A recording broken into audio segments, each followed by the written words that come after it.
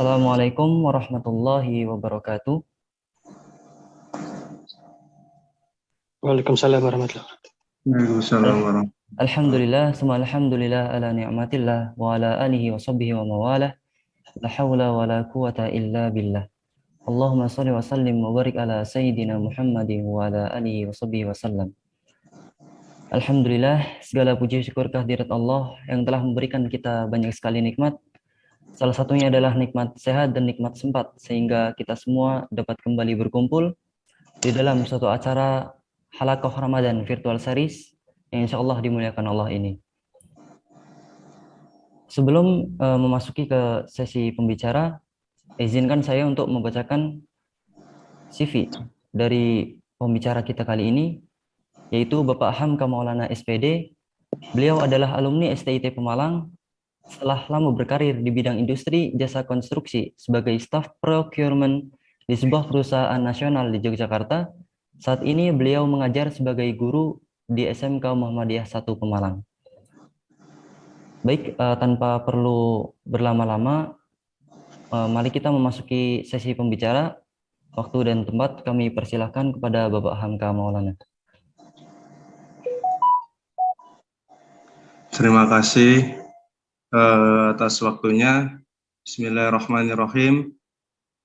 Assalamualaikum warahmatullahi wabarakatuh. Waalaikumsalam warahmatullahi wabarakatuh. Alhamdulillahirabbil alamin. Alhamdulillahi nahmaduhu wa nasta'inuhu wa nastaghfiruh wa na'udzu billahi min syururi anfusina wa min sayyiati a'malina. May yahdihillahu fala mudhillalah wa may yudlil fala hadiyalah.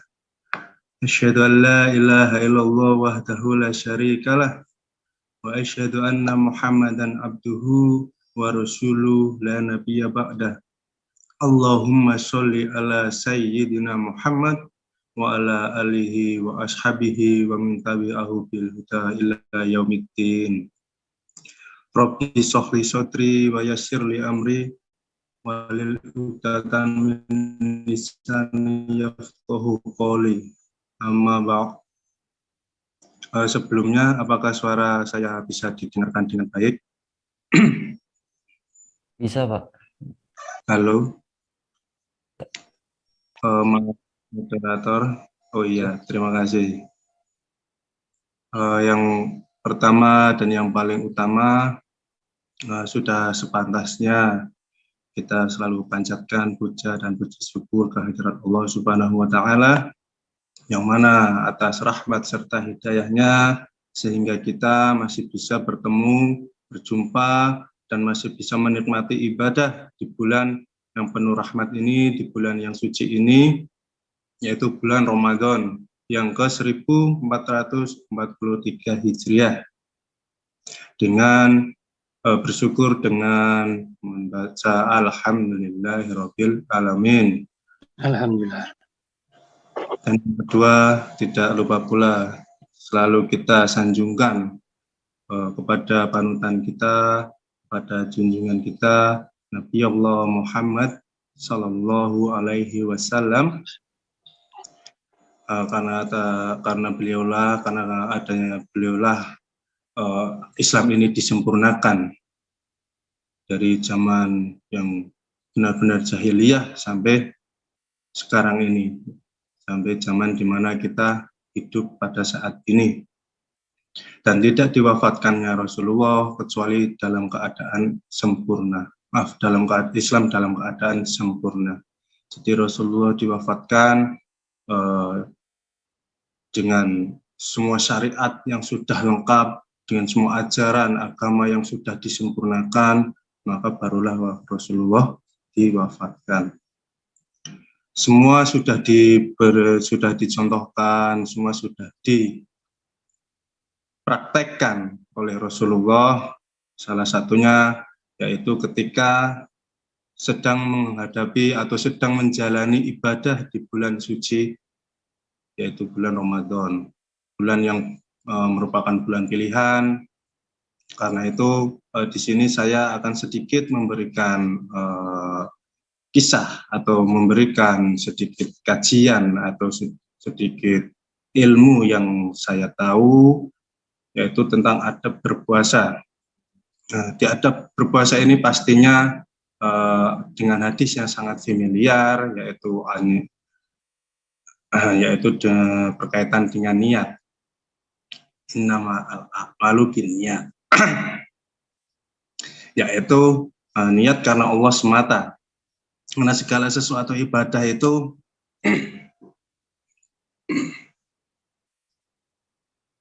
mohon maaf. Jadi karena segala sesuatu ibadah itu tergantung pada niatnya. Seperti mana kita tahu hadis yang sudah saya sampaikan tadi, niat hanya karena Allah semata. Niat ini cukup dalam hati saja tanpa perlu diucapkan. Karena ini hal ini di samping karena memang tidak ada contoh ya tidak ada contoh niat yang dilafalkan oleh Rasulullah. Juga karena niat itu adalah pekerjaan hati, bukan pekerjaan lisan. Tapi apakah niat itu tidak boleh dihafalkan? Ya boleh saja, asalkan dalam hati memang benar-benar niat. Tapi apakah tidak boleh? Apakah harus dilafalkan? Juga tentunya tidak, karena sekali lagi niat itu adalah urusan hati. Karena niat itu adalah pekerjaan hati, bukan pekerjaan mulut. Jadi barang siapa yang bangun pada waktu malam dengan maksud untuk berpuasa karena Allah, maka dia sudah terhitung berniat. Jadi ketika sudah memahami bahwa niat itu pekerjaan hati dan dia menyatu dengan perbuatan kita, maka niat bisa dimulai kapan saja. Pendapat ini sesuai dengan mazhab Maliki. Nah, ini nanti saya akan jelaskan dari beberapa mazhab ya. Nanti bisa kita cermati bersama. Jadi pendapat mazhab Imam Maliki yang mengatakan niat bisa dimulai ketika awal Ramadan sekaligus. Jadi ketika awal Ramadan itu beliau mengucapkan saya niat puasa penuh. Nah, itu menurut Imam Maliki tidak usah diucapkan lagi di hari-hari berikutnya, seperti itu, hanya di awal Ramadan. Terus menurut Hambali cukup pada awal puasa atau 1 bulan penuh. Jadi bisa di awal atau 1 bulan penuh, setiap harinya bisa diucapkan seperti itu. Terus bisa juga setiap malam atau setiap sahur. Nah, ini menurut Syafi'i, niat itu untuk setiap malam atau bertepatan dengan terbitnya fajar atau syadik. Jadi menurut Imam Syafi'i, setiap kali kita ketika sahur itu bisa niat itu diucapkan, atau seketika sholat taraweh malamnya. Intinya setiap akan berpuasa setiap harinya, akan berganti harinya, itu biasanya bisa diucapkan atau dilafalkan. Padahal sekali lagi niat itu innama a'malu binniyat. Niat itu pekerjaan hati, segala sesuatu itu tergantung pada niatnya. Nah, niat itu kadang tidak perlu diucapkan, tapi niat itu munculnya dari hati, seperti itu.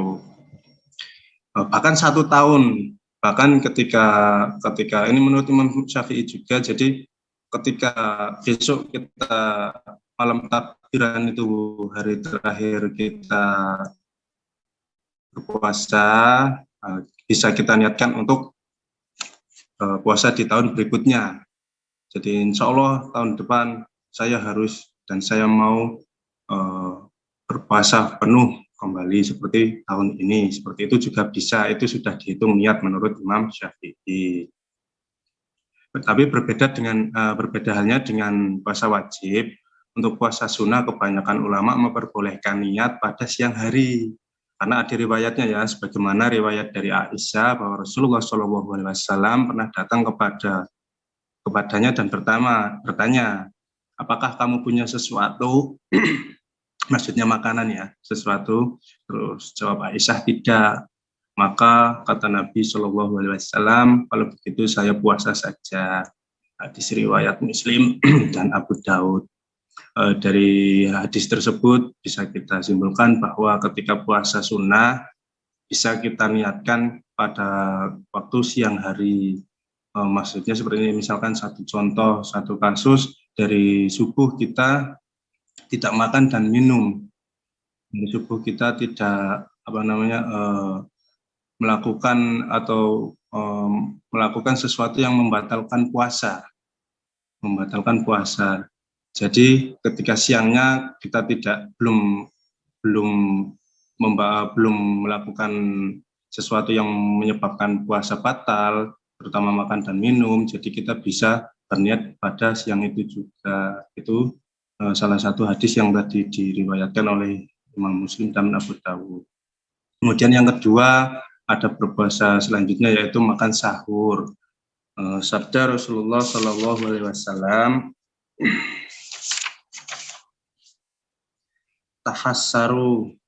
tasahharu fa inna fis sahuri barokah. Sahurlah kalian karena pada sahur itu terdapat barokah. Itu hadis riwayat jamaah kecuali Abu Daud dari Anas radhiyallahu anhu. Hadis riwayat jamaah itu dari imam-imam yang biasanya mengeluarkan hadis sahih ya, seperti Bukhari, Muslim, Ahmad dan lain-lain.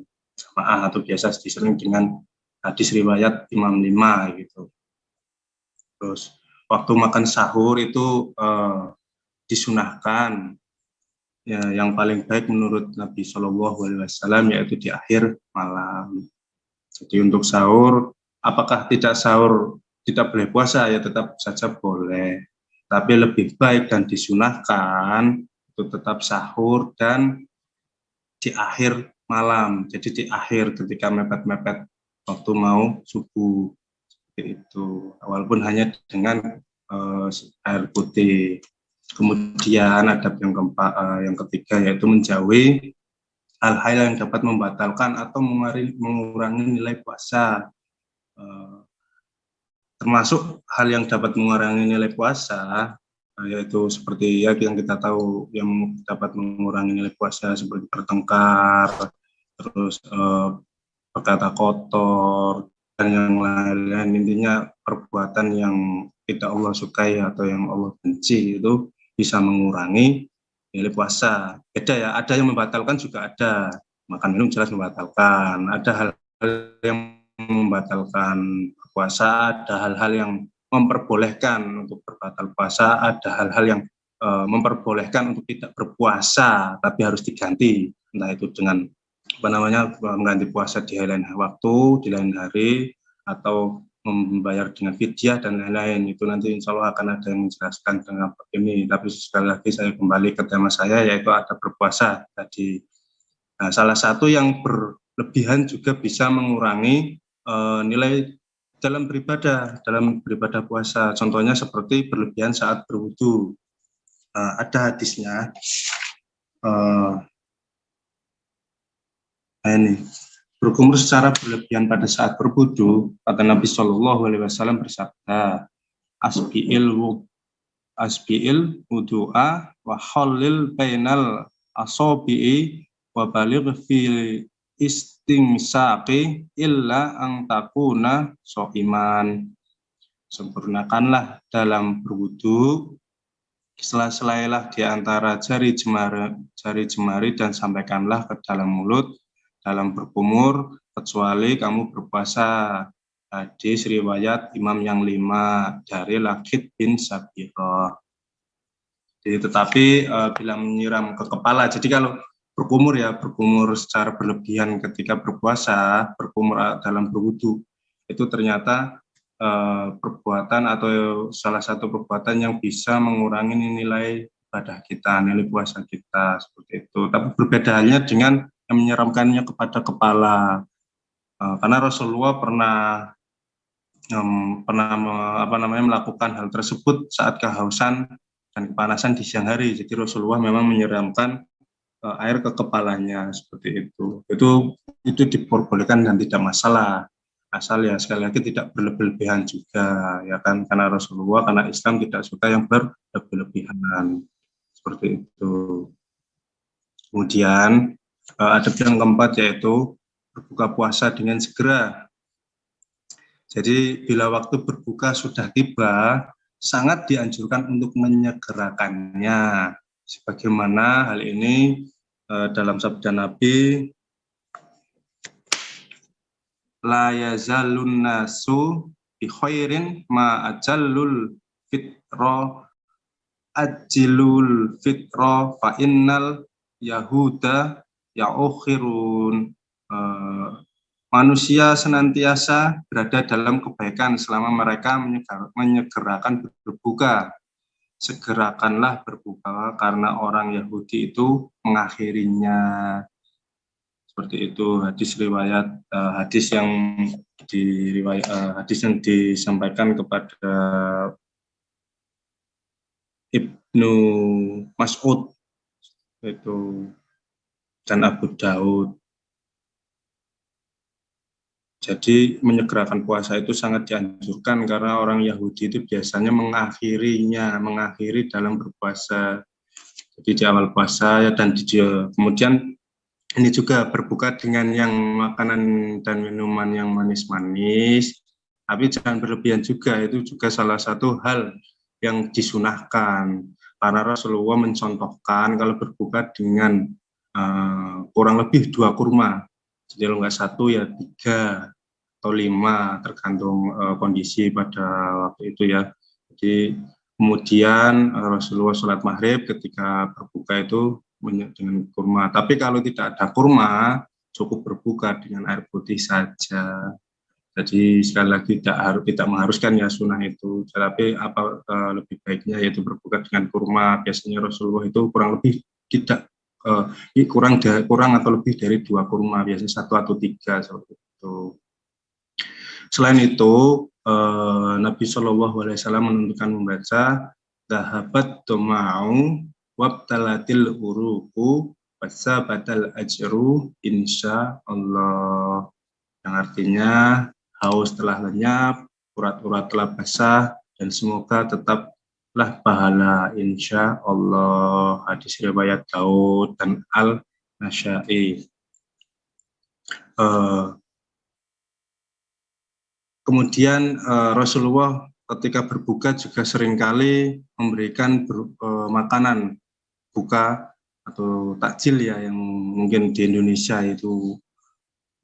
kan kalau berbuka harus nasi. Jadi kalau semacam kolak seperti itu disebut dengan takjil ya di Indonesia ya. Nah, mungkin yang dimaksud itu jadi Rasulullah itu juga memberi makanan buka ke orang yang berpuasa, sebagaimana hadisnya.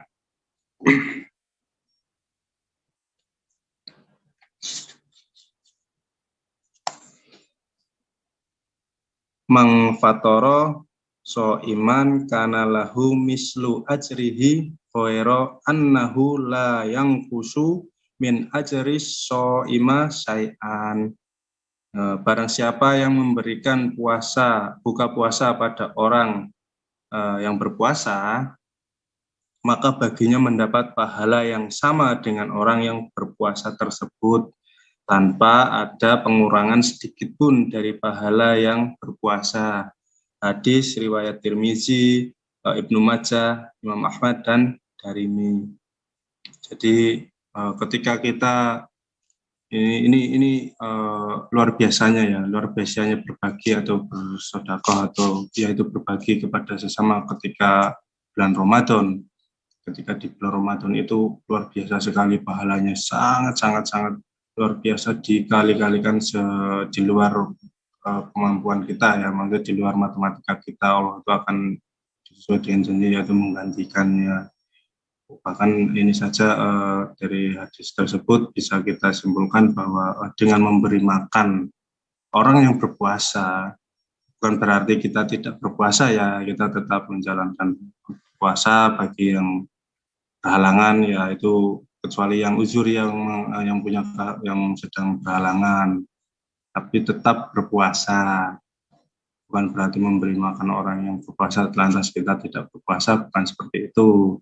Jadi dari hadis di atas, ketika kita memberikan buka puasa kepada orang yang berpuasa, insya Allah kita mendapat pahala yang sama persis dengan orang yang berpuasa tersebut, tanpa mengurangi pahala tanpa pengurangan sedikit pun pahala dari orang yang berpuasa. Itu. Kemudian ada yang ketujuh, yaitu sholat jamaah di masjid. Usahakanlah sholat fardu dan sholat tarawih secara berjamaah di masjid. Kemudian lakukan amalan-amalan utama di bulan Ramadan. Apa saja amalan-amalan utama di bulan Ramadan? Yaitu yang pertama, sholat tarawih berjamaah. Akan sangat dituntunkan bangun sholat malam di bulan Ramadan atau qiyam Ramadan atau pasca kenabian dikenal dengan istilah sholat tarawih sesudah isya hingga menjelang fajar, baik di luar atau apalagi di dalam bulan Ramadan. Itu kerjakanlah yang ringan-ringan, kerjakanlah 2 rakaat yang ringan-ringan, hafifatain sebagai sholat iftitah atau pembuka ya, tanpa perlu membaca surat atau ayat setelah surat Al-Fatihah. Jadi ketika biasanya dilakukan setelah sholat isya, kemudian sholat iftitah, yaitu tadi sholat 2 rakaat tanpa membaca surat lagi ketika sesudah Al-Fatihah, seperti itu. Adapun bacaan iftitahnya, iftitahnya itu bukan kabiro atau bait ini ya, tapi subhanallahi dil malukuti wal jabaruti wal kibriyai wal atomah. Maha suci Allah, zat yang maha memiliki kerajaan, kecukupan, kesabaran, dan keagungan. Hadis riwayat Tabrani, Al-Tabrani. Nah, jadi memang sebelum melakukan sholat tarawih, biasanya Rasulullah mendirikan sholat iftitah seperti itu. Kemudian hadis riwayat Bukhari dari Aisyah juga mengatakan bahwa kemudian kerjakanlah 11 rakaat dengan formasi 2-2-2-2-1 atau bisa juga 4-4-3 rakaat, lalu 3 rakaat. Saat mengerjakan sholat witir 3 rakaat tersebut tidak boleh menyerupai sholat maghrib. Jadi pada 3 rakaat terakhir Nabi Shallallahu Alaihi Wasallam biasanya membaca surat Al-A'la. Pada rakaat pertama surat Al-Kafirun, pada rakaat kedua dan surat Al-Ikhlas. Jadi 3 kul ya pada rakaat ketiga. Tapi ingat, tidak ada tuntunan dari hadis yang makbul untuk membaca 3 surat terakhir ini ya, yang 30 tadi. Tapi ya karena apa namanya, ketika kita tidak ada niat lain memang membacanya seperti itu ya bagus, karena memang harus diawali dengan bacaan surat yang panjang seperti itu kan suratnya. Jika khawatir, kemudian jika melakukan sholat, kalian khawatir akan masuk sholat subuh, waktu subuh, maka usahakanlah tetap witir meskipun hanya 1 rakaat. Kemudian setelah salam terakhir bacalah Subhanal Malikil Quddus. Jadi ketika selesai witir kita baca Subhanal Malikil Quddus, Maha Suci yang merajai, Maha Suci dengan yang Maha Suci, Maha Suci Tuhan yang merajai, Subhanal Malikil Quddus yang Maha Suci, dengan menyaringkan suara pada bacaan ketiga. Jadi dibaca 3 kali Subhanal Malikil Quddus, Subhanal Malikil Quddus, Subhanal Malikil Quddus, kemudian ditutup dengan Rabbil Malaikati Warruh, Tuhan yang menguasai malaikat dan Jibril, seperti itu. Dan perlu diingat, tidak ada tuntunan bacaan-bacaan khusus ya di sela-sela sholat taraweh. Kalau memang tidak ada dalilnya ya jangan dikerjakan seperti itu. Kembali lagi, semua ini Islam itu sudah disempurnakan dengan adanya Rasulullah, dengan diwafatkannya Rasulullah itu sudah sangat sempurna agama ini, dunia ini, alam ini. Jadi ketika dalam hal beribadah ya ikuti saja dengan cara Rasulullah yang kita mampu dan kita bisa. Maksudnya tidak kalau misalkan mengikuti beliau untuk berhijrah dari mana kemana harus berjalan kaki gitu ya tidak, karena sekarang sudah ada kendaraan seperti itu ya, untuk urusan ibadah saja seperti itulah. Kemudian amalan-amalan yang kedua yang perlu yang perlu diperbanyak ya dalam bulan Ramadan, yang utama tadi sholat taraweh, kemudian yang kedua yaitu membaca Al-Quran dan mempelajarinya, atau yang kita sering sebut, kita sering ucapkan itu tadarus, kita sering bilang itu tadarus, itu artinya membaca dan mempelajari, dan tadabbur Quran dan merenungkan. Jadi kita sangat dianjurkan ketika di bulan Ramadan ini kita membaca, mempelajari dan merenungkan Al-Quran, tadarus dan tadabbur. Hendaklah memperbanyak bacaan Al-Quran dengan tartil dan merenungkannya.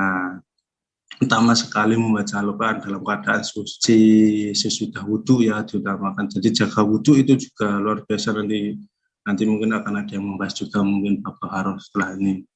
Jadi jaga wudhu menjaga wudhu ketika berpuasa itu juga sangat luar biasa, nanti ada kisah pasti ada yang menjelaskan setelah ini. Kemudian haji masa mana? Yang menjalankan dengan tartil, terus dalam keadaan suci di tempat yang bersih dan berpakaian yang menutup aurat. Kemudian amalan yang selanjutnya yaitu zikir. Jadi perbanyaklah zikir atau doa ya kepada Allah Subhanahu wa Ta'ala, terutama pada malam pemburuan Lailatul Qadar seperti itu. Terus doa untuk ampunan biasanya ya di bulan Ramadan yang sering dibacakan ya, yaitu Allahumma innaka afuwun karim tuhibbul afwa fa'fu anni. Artinya ya Allah, sesungguhnya engkau maha pemaaf, maha mulia, engkau mencintai pemaafan, maka maafkanlah diriku.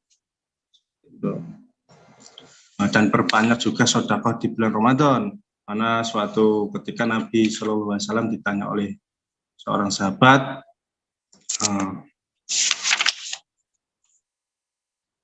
fa ayyus shadaqati afdalu, qala shadaqatun fi Ramadan. Manakah sedekah yang paling afdol? Jawab Nabi, itu tanya sahabat. Kemudian Nabi SAW bersabda, sedekah pada bulan Ramadan. Hadis riwayat Tirmidzi. Terus amalan yang berikutnya, pada hari ke-10 terakhir di bulan Ramadan adalah lebih mengencangkan ibadah kita, ibadah-ibadah yang sudah kita bahas tadi sebelumnya. Jadi lebih diperbanyak lagi, lebih ditekuni lagi, lebih digiatkan lagi, lebih diresapi lagi, lebih fokus lagi, agar kita benar-benar mendapatkan nikmat iman, agar kita lebih bertakwa lagi kepada Allah Subhanahu wa Ta'ala. Mungkin sekian karena waktunya sudah hampir berbuka ya. Kurang lebihnya mohon maaf. Nun wal qalami wa ma yasturun. Wassalamualaikum warahmatullahi wabarakatuh. Waalaikumsalam warahmatullahi wabarakatuh. Kami ucapkan jazakumullahu khairan wa ahsanal jaza kepada Bapak Maulana Hamka yang telah memberikan kita ilmu mengenai adab-adab berpuasa. Baik, berhubung waktunya sudah mepet mendekati berbuka, mungkin untuk pertanyaan, jika ada pertanyaan bisa dilanjutkan di grup WhatsApp saja ya. Baik, untuk halakoh yang selanjutnya yaitu besok pada hari Sabtu 16 April itu insya Allah akan diisi oleh Mr. Ala Bakar MBA dari Syria. Baik, mari kita tutup halakoh pada kesempatan kali ini dengan membaca doa kafaratul majelis bersama-sama. Subhanakallahumma bihamdika asyhadu an la ilaha illa anta. Assalamualaikum warahmatullahi wabarakatuh. Waalaikumsalam warahmatullahi wabarakatuh.